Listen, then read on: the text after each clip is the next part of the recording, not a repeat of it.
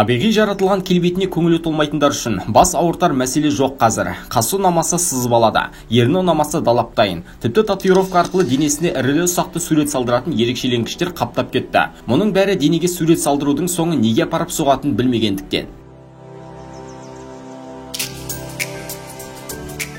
Батыс елдерінде татуировкаға орта ғасыр шегінде тыйым салынған. Өйткені денені татуажбен пирсинг арқылы тесуі қатерлі ісік аурулардың пайда болуына әкеліп соғатыны дәлелденген. Оған қоса денені тесуі адам денесіндегі ұсақ аурулардың күш алуына апарып соғады екен. Халық денсаулығын бағалайтын мемлекеттерде денеге сурет салуға шектеу қойылған.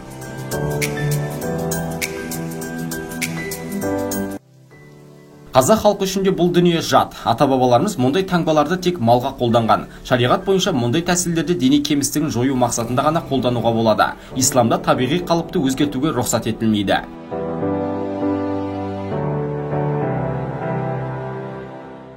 Татуировка тынық мұхитын мекен еткен тайпа атауы татау сөзімен байланысты. Жергілікті халық Америка үндістері секілді шашақ тағып, денесіне сурет салдырып жүрген көрінеді. Өркениеттен ада қалған аралдықтардың қаңсығын таңсық етіп алдық бүгінде. Татуировканың уақытша және өмір бақи сақталатын түрі бар. Оның бәрі теріге енетін бояудың химиялық құрамына байланысты.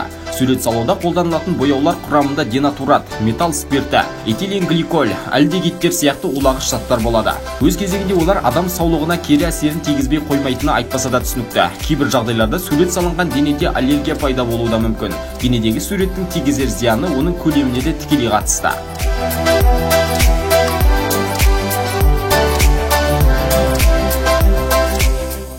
Зиянны ғылыми түрде дәлелдеген бұл сәнге біздің елде тоқтау болмай тұр. Денеге сурет салдыратын орындардың қайда орналасқанын балаға дейін біледі.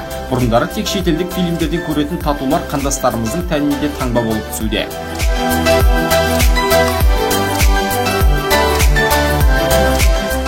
Құран кәрімде адам баласын ең көркем мүсінде жараттым делінген. Ал денеге сурет салу өзгеріс жасау, жаратқанға қарсы келумен пара-пар. Мұсылман деген атқа кір келтірмеу үшін сыртқы сұлулықтан гөрі ішкі жан дүниеміздің сұлулығын жоғары қойғанға не жетсін.